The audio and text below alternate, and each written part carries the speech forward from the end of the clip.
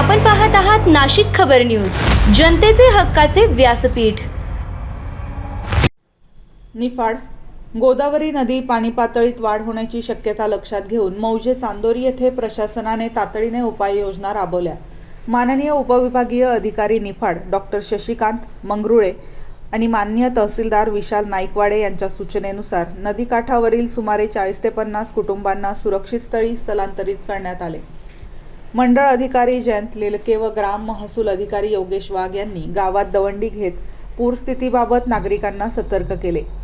सरपंच विनायक खरात, ग्राम विकास अधिकारी श्री भामरे, सर्व ग्रामपंचायत सदस्य तसेच ग्राम प्रशासनाच्या सहकार्याने नदीकाठावरील नागरिकांना सुरक्षित ठिकाणी हलवण्याची मोहीम यशस्वीपणे राबवण्यात आली।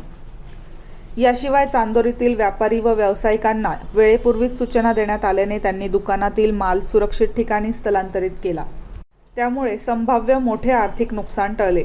स्थलांतरित पूरग्रस्त नागरिकांसाठी स्थानिक ग्राम प्रशासनाने सुरक्षित निवासासह जेवणाची व्यवस्था केली असून नागरिकांनी प्रशासनाच्या सूचनांचे पालन करून सहकार्य करावे असे आवाहन करण्यात आले आहे।